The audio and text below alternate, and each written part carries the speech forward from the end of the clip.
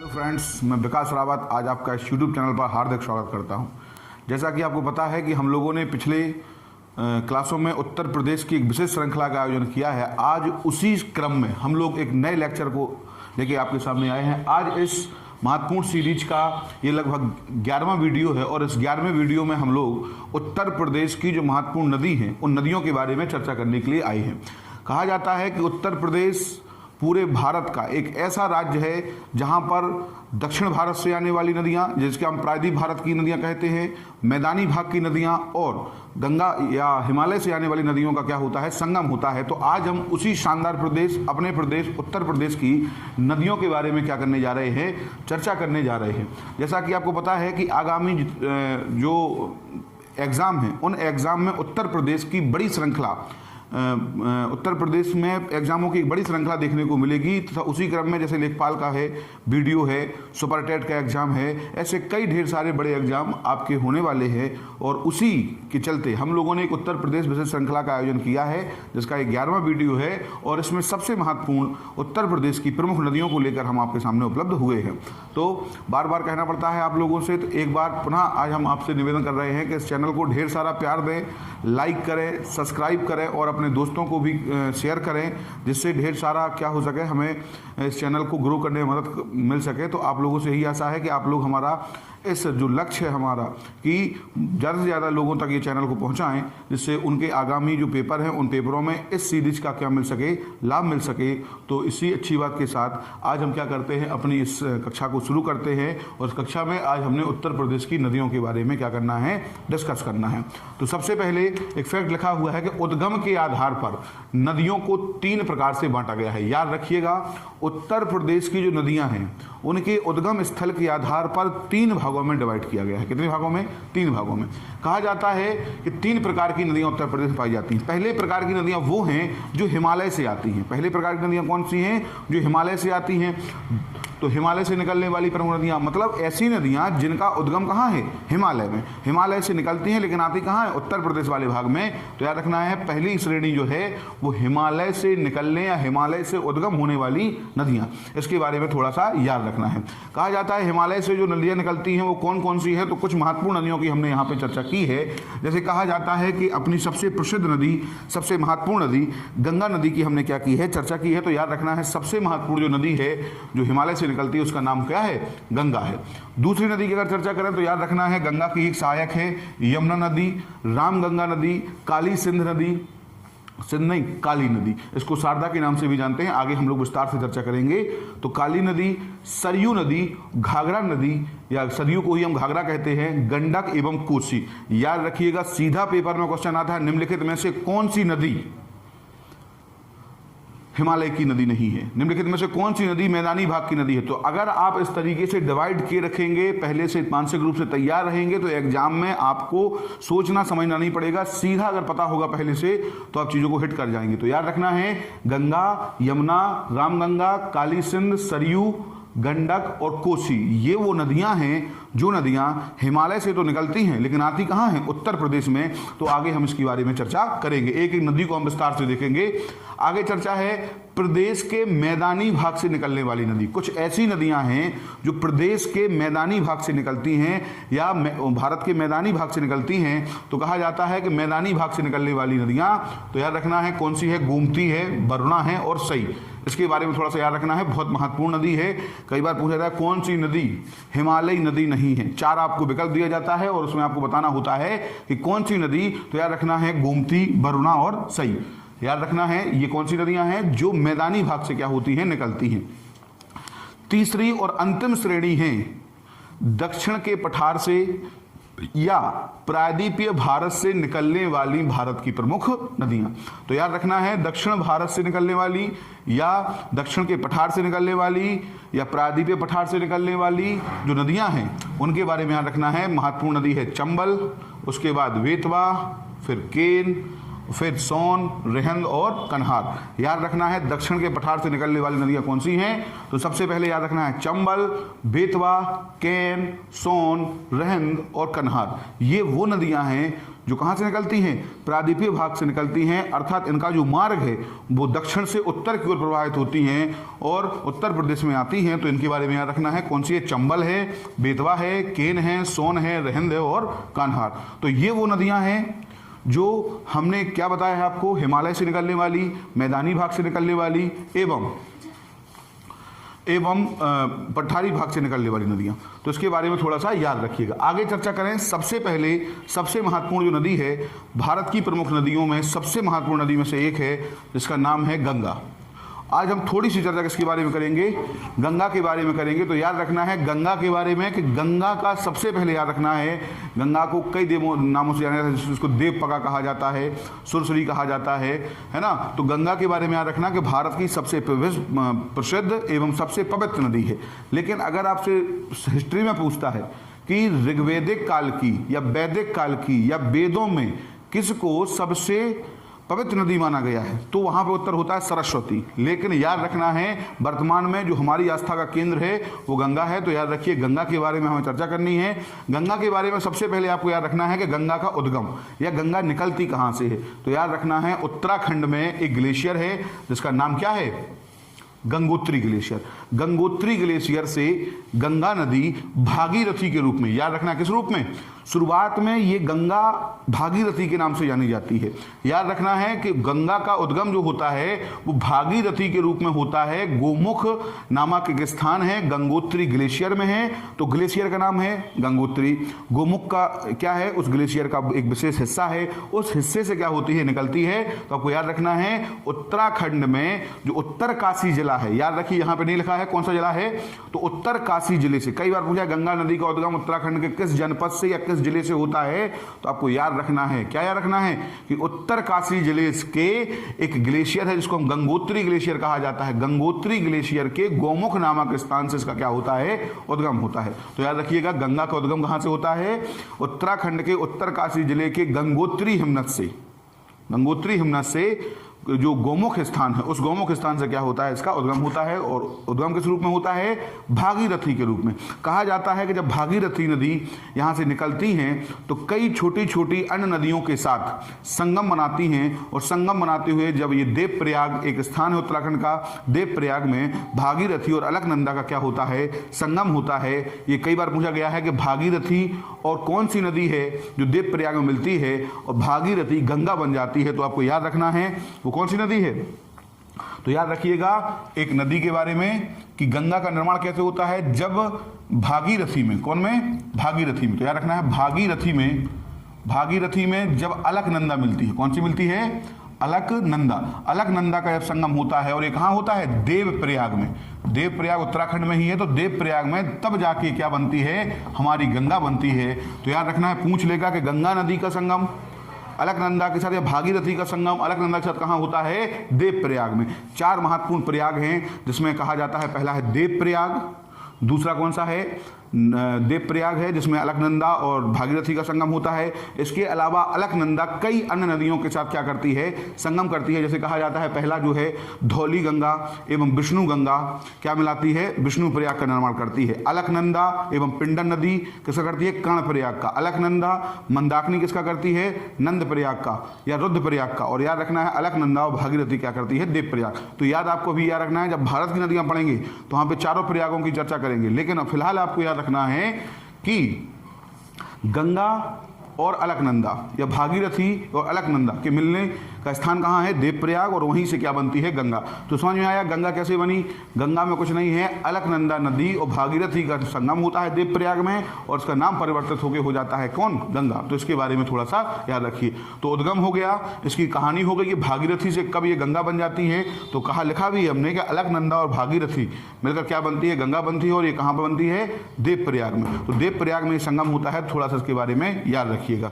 कहा जाता है कि उत्तर उत्तर प्रदेश के किस स्थान पर ये क्या करती हैं, प्रवेश करती है। बहुत महत्वपूर्ण क्वेश्चन है कि गंगा नदी उत्तर प्रदेश के किस जिले में प्रवेश करती हैं, तो आपको याद रखना है बहुत महत्वपूर्ण डिस्ट्रिक्ट है बिजनौर जिला। कौन सा है, बिजनौर जिले में सबसे पहले गंगा जी उत्तर प्रदेश में क्या करती हैं, प्रवेश करती हैं, तो इसके बारे में याद रखना है। और कहा जाए कि उत्तर प्रदेश का वो कौन सा ऐसा जिला है जिसको छोड़कर वो बिहार में जाती हैं, तो प्रवेश और एग्जिट याद रखना है, किससे वो प्रवेश करती हैं, किसको छोड़कर वो उत्तर प्रदेश चली जाती हैं, तो बिजनौर से प्रवेश करती हैं और बलिया डिस्ट्रिक्ट याद रखिएगा। अंतिम जिला है जो गंगा नदी के किनारे है, गंगा नदी जिससे होकर गुजरी है, तो बलिया जो जिला है इसको छोड़कर वो बिहार के छपरा डिस्ट्रिक्ट में क्या होती हैं, चली जाती हैं। तो याद रखना है अंतिम जिला कौन सा है, बलिया, और प्रवेश किस में करती हैं, बिजनौर में। तो इसके बारे में आपको भली भांति जानना है।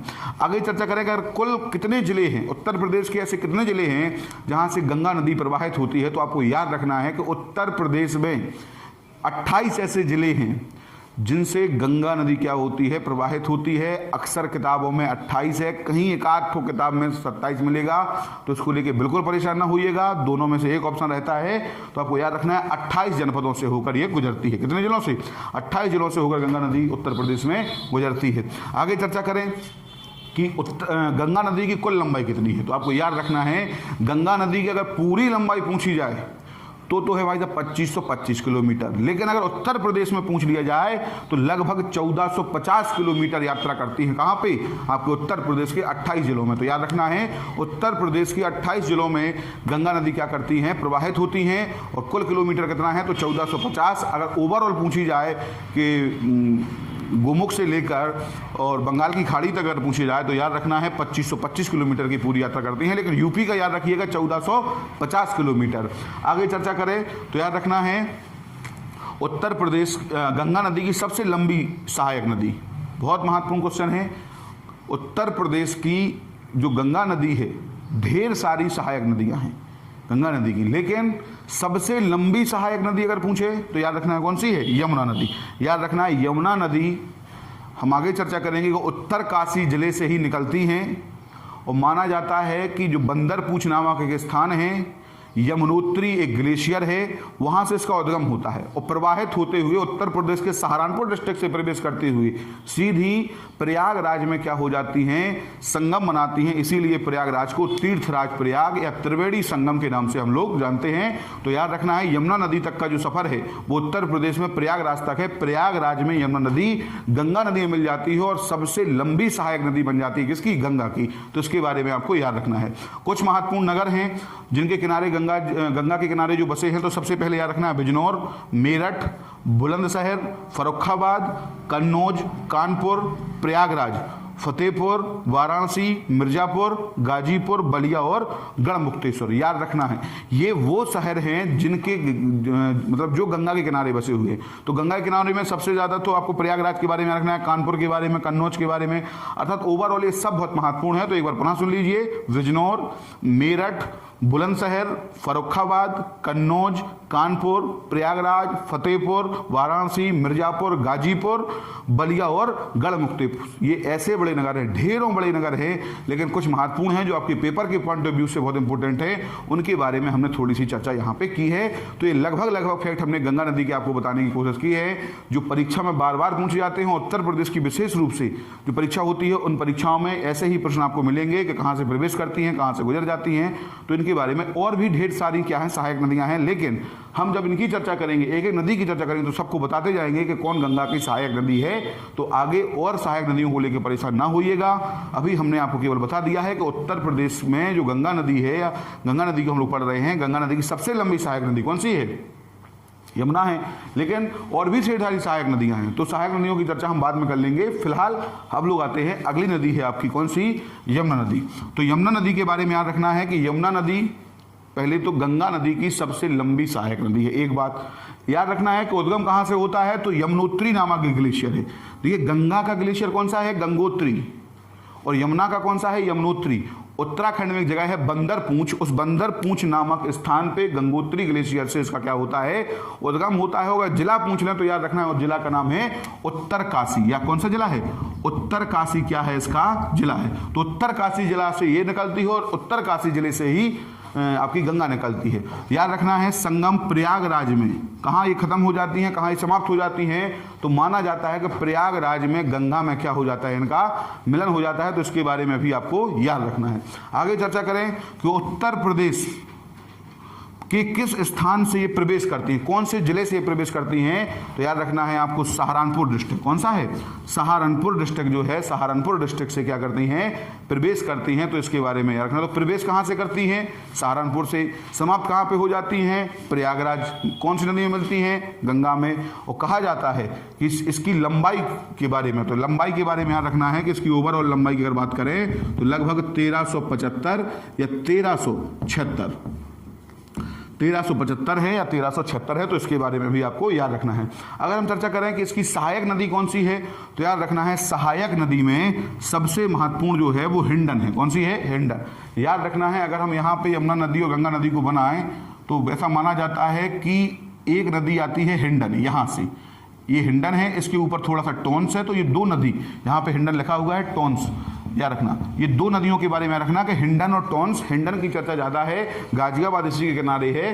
तो याद रखना है ये दो नदी ऐसी हैं जो उत्तर से आके यमुना नदी में मिलती है। बाकी हम देखेंगे तो नीचे से चंबल है, वेतवा है, इसके अलावा फिर केन है, अन्य ढेर सारी दक्षिण से आने वाली नदियाँ हैं। लेकिन एकमात्र नदी है तो ये पूछ लेता है कि हिंडन किसकी सहायक नदी है। याद रखना है हिंडन यमुना नदी की सहायक नदी है और उत्तर से आगे सीधी कहाँ मिलती है, इसमें मिल जाती है। तो इसके बारे में याद रखिए। आगे चर्चा करें अन्य नदियों में सिंध। देखिए एक है काली सिंध।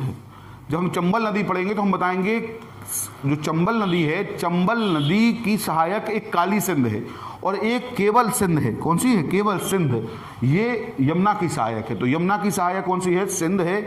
अगली चर्चा करेंगे चंबल, दूसरी चर्चा है बेतवा और केन। ये कुछ महत्वपूर्ण यमुना नदी की सहायक नदियां हैं। सबसे पहले चर्चा करें सिंध के बारे में, तो याद रखना है सिंध जो है उत्तर प्रदेश के जालौन में किसमें मिलती है, शामिल हो जाती है। कौन में?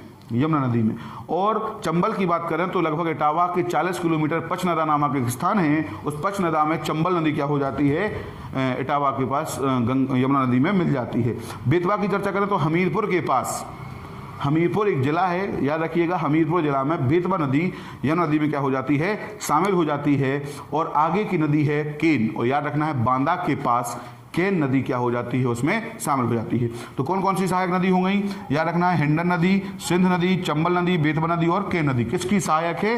ये पेपर में कई बार पूछा गया है। कितनी लंबाई है? तो 1376 या 1375 किलोमीटर इसकी क्या है, लंबाई है। और कहा जाता है कि कहाँ से उद्गम होता है, तो यमुनोत्री ग्लेशियर उत्तराखंड से इसका क्या होता है, उद्गम होता है। और इसके किनारे कौन कौन बसे हैं, तो याद रखना है सबसे महत्वपूर्ण मथुरा है, आगरा है, इटावा है, हमीरपुर है और कालपी है। याद रखना ये उत्तर प्रदेश के कुछ बड़े नगर हैं जो किसके किनारे हैं, जो यमुना नदी के किनारे है। तो इसके बारे में भी आपको याद रखना। देखिए ऐसी और ढेर सारी नदियां हैं जो हमें पढ़ना है ना। तो सबसे पहले ये आपको याद रखना है। अब हम चर्चा करेंगे इसके आगे। उत्तर प्रदेश की नदियों में अब हम आगे की ओर चर्चा करते हैं। जैसा कि आपको पता है कि हम लोग पहले नदी पढ़ चुके हैं, अब इसके बाद गंगा की सहायक और यमुना की सहायक। अगर हम इन नदियों को कवर कर लेते हैं तो उत्तर प्रदेश की सभी नदियाँ इसमें कवर हो जाती हैं। सबसे पहले गंगा की सहायक नदियों की बात करें तो याद रखना है गंगा की पहली जो सहायक नदी है उसका नाम है रामगंगा। कौन सी नदी है? रामगंगा। तो रामगंगा के बारे में आपको याद रखना है कि रामगंगा का जो उद्गम होता है वो याद रखना है उत्तराखंड में एक स्थान है जिसका नाम है दूध टोली श्रेणी। तो उत्तराखंड के दूध टोली श्रेणी से इसका उद्गम होता है। इसकी लंबाई लगभग 690 किलोमीटर के आसपास है। और याद रखना है कन्नौज के निकट यह नदी गंगा नदी में क्या हो जाती है, शामिल हो जाती है। तो याद रखना है गंगा नदी में कहाँ शामिल होती है, तो याद रखना कन्नौज के निकट। और कहा जाता है कि कालागढ़ या बिजनौर से ये क्या करती है, उत्तर प्रदेश में प्रवेश करती है। तो इस तरीके से पहली आपकी सहायक नदी हो गई कौन सी? रामगंगा। और याद रखना है रामगंगा जो है वो किसकी सहायक नदी है? गंगा की सहायक नदी है। कहा जाता है गंगा की जो उत्तर से आने वाली पहली सहायक नदी कौन सी है? रामगंगा है। और याद रखना है इसके किनारे कोई एक राष्ट्रीय उद्यान से होकर गुजरती है। किस राष्ट्रीय उद्यान से होकर गुजरती है ये आपको बताना है, रामगंगा नदी। आगे चर्चा है गोमती नदी। याद रखना है बहुत महत्वपूर्ण नदी है गोमती नदी। गंगा की जितनी भी सहायक नदी हैं उन सभी सहायक नदी जो बाएं तट से आकर गंगा में मिलती हैं उनमें से गोमती एक ऐसी नदी है जो मैदानी भाग से निकलती है। अर्थात गंगा की, चाहे रामगंगा हो, घाघरा हो, गंडक हो, जो भी अन्य नदियां हैं सहायक, वो सभी सहायक नदियां उत्तर से निकलती हैं हिमालय वाले भाग से। लेकिन गोमती उसकी एकमात्र ऐसी नदी है जो मैदानी भाग से निकलती है। इस लाइन पे कई बार क्वेश्चन पूछा गया है, तो आगे भी आपको ये क्वेश्चन देखने को मिलेगा। तो याद रखिएगा, गोमती एकमात्र ऐसी गंगा की बाएं तट से मिलने वाली सहायक नदी है जो मैदानी भाग से निकलती है। उद्गम देखें तो याद रखना है, झील है फुलहर झील। कई बार आपने पढ़ा होगा फुलहर झील के बारे में। पीलीभीत की एक महत्वपूर्ण झील है फुलहर झील। तो जब यूपी जी के पढ़ते हैं तो वहाँ पे फुलहर झील की चर्चा होती है। तो फुलहर झील जो है पीलीभीत में है और पीलीभीत से इसका उद्गम होता है। कहा जाता है गंगा में गाजीपुर के निकट ये गंगा में क्या होती है, मिल जाती है। तो याद रखना है गाजीपुर के निकट ये गंगा में शामिल हो जाती है, कहा जाता है। और ये फैक्ट वो लिखा हुआ है कि मैदानी भाग से इसका क्या होता है, उद्गम होता है। आगे चर्चा है घाघरा के बारे में। घाघरा के बारे में याद रखना है कि घाघरा का जो उद्गम है ये माप चुंगो हिमनत या तिब्बत से होता है। जब इसका उद्गम होता है तब आपको याद रखना है घाघरा को पर्वतीय क्षेत्र में करनाली के नाम से जाना जाता है। दो नदी हैं, एक काली है और एक करनाली है। दोनों का क्या होता है, संगम होता है और घाघरा का निर्माण होता है। और घाघरा का निर्माण होता है तो कहा जाता है घाघरा छपरा। छपरा कहाँ पे है, बिहार में। तो छपरा बिहार में गंगा नदी में क्या हो जाता है, छपरा के निकट बिहार में गंगा नदी में शामिल हो जाती है। कौन, घाघरा नदी। तो इसके बारे में आपको रखना है कि घाघरा नदी जो है वो छपरा के निकट गंगा नदी में क्या हो जाती है, शामिल हो जाती है। और छपरा कहाँ पे है, बिहार में, याद रखिएगा। कहा जाता है घाघरा की सहायक नदियाँ कौन कौन सी हैं, तो सबसे पहले याद रखना है शारदा नदी। शारदा नदी का जो उद्गम होता है वो उत्तराखंड के पिथौरागढ़ से होता है। और याद रखना सीतापुर में ये घाघरा नदी में मिल जाती है। तो शारदा किसकी सहायक नदी है, घाघरा की। और घाघरा किसकी सहायक नदी है, गंगा की। तो याद रखना शारदा नदी जो है जिसको काली के नाम से भी जाना जाता है, शारदा का उद्गम राय पिथौरा उत्तराखंड से होता है। और ये सीतापुर के निकट, कहाँ पे, सीतापुर के निकट कहाँ चली जाती है, ये घाघरा में मिल जाती है। तो इसके बारे में आपको रखना है। आगे एक नाम सुना होगा आपने राप्ती। कहा जाता है गोरखपुर कृष्ण नदी किनारे है, तो राप्ती नदी के किनारे है, आगे चर्चा करेंगे। तो याद रखना राप्ती जो है इसका उद्गम नेपाल के रूकनकोट से होता है, नेपाल से। तो इसका उद्गम कहाँ से होता है, एक रूपमकोट करके चोटी है, आपको याद रखना है नेपाल से इसका उद्गम होता है। और देवरिया में या देवरिया के निकट, उत्तर प्रदेश का एक जिला है देवरिया, देवरिया के निकट ये घाघरा में क्या होती है, शामिल। तो दो सहायक नदी हैं शारदा और राप्ती। किसकी सहायक नदी है, घाघरा की। इनके बारे में याद रखना है।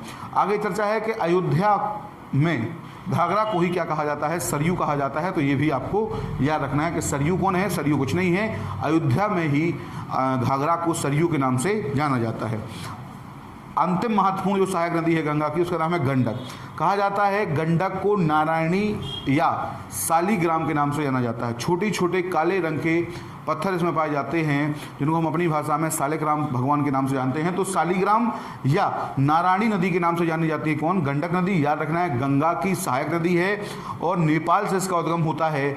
महाराजगंज व कुशीनगर में ये प्रवाहित होती है। और सोनपुर, याद रखना है सबसे बड़ा पशु मेला जो है भारत का वो सोनपुर बिहार में लगता है। उसी सोनपुर के निकट ये गंडक नदी गंगा नदी में क्या हो जाती है, शामिल हो जाती है। तो इसके बारे में आपको याद रखना है। तो ये आपकी कुछ महत्वपूर्ण गंगा की नदी होंगे। एक गंगा की नदी के बारे में चर्चा हमने यहाँ पे की है, सोन। कहा जाता है कि गंगा की सभी नदियाँ उत्तर से आके क्या होती हैं, मिलती हैं। जैसे मान लीजिए हमें थोड़ा सा फिगर बनाएं, ये यमुना है, ये गंगा है, प्रयागराज के निकट यमुना नदी का संगम होता है। कहा जाता है रामगंगा, पीलीभीत या जो गोमती, और याद रखना है घाघरा, घाघरा के बाद गंडक, और गंडक के बाद एक नदी यहाँ से आती है अमरकंटक से, उसका उद्गम होता है। और अमरकंटक उद्गम होने के बाद सोन नदी गंगा की सहायक है। तो दक्षिण से आने वाली सहायक नदी कौन सी है, तो सोन किसकी है, तो याद रखना है गंगा की है। तो सोन के बारे में चर्चा करें तो याद रखना है इसका उद्गम अमरकंटक मध्य प्रदेश से होता है। और 780 किलोमीटर लंबी एक नदी है, सोनभद्र से प्रवाहित होती है और पटना के निकट गंगा नदी में क्या हो जाती है, शामिल हो जाती है। तो इसके बारे में भी आपको याद रखना है कि सोन नदी का उद्गम कहाँ से होता है, तो अमरकंटक की चोटी मध्य प्रदेश से होता है, सोनभद्र में प्रवाहित होती है और पटना के निकट जाकर बिहार की राजधानी पटना के निकट जाकर गंगा में शामिल हो जाती है। तो इसके बारे में भी आपको रखना है, सोन नदी। अब आगे है यमुना की सहायक नदियाँ। यमुना के सहायक नदियों की चर्चा करें तो याद रखना है सबसे पहले चंबल के बारे में याद रखना है कि चंबल नदी है चंबल नदी का उद्गम जो है जानापाव पहाड़ी मध्य प्रदेश, कहाँ से होता है? तो जानापाव पहाड़ी मध्य प्रदेश से इसका उद्गम होता है और कहा जाता है महू मध्य प्रदेश में एक स्थान है, वहीं से इसका क्या होता है? उद्गम। तो जानापाव पहाड़ी महू से इसका उद्गम होता है मध्य प्रदेश में। यमुना में इटावा से 40 किलोमीटर पास, या इटावा के 40 किलोमीटर पास से 40 किलोमीटर दूर यमुना में क्या हो जाती है? ये मिल जाती है। और याद रखना है इसके द्वारा बीहड़ों का निर्माण किया जाता है ना। अब नालिका अपर्दन करती है, अब नालिका अपर्दन से बीहड़ का निर्माण होता है और डाकुओं की शरण स्थली बनी रहती थी एक समय। लेकिन याद रखना है चंबल नदी किसकी सहायक है? यमुना की सहायक नदी है चंबल। आगे चर्चा करें बेतवा। तो बेतवा के बारे में याद रखना है कि बेतवा का जो उद्गम है वो कहा जाता है कुमार गांव, रायसेन जिला, मध्य प्रदेश। कहाँ से होता है? बेतवा का उद्गम याद रखना है कुमरा गांव, रायसेन, मध्य प्रदेश से इसका उद्गम होता है। हाँ, और हमीरपुर के निकट यमुना नदी में क्या होती है? शामिल हो जाती है। तो याद रखना है बेतवा कुमरा गांव, रायसेन, मध्य प्रदेश से इसका उद्गम होता है। हमीरपुर के निकट ये यमुना में शामिल हो जाती है।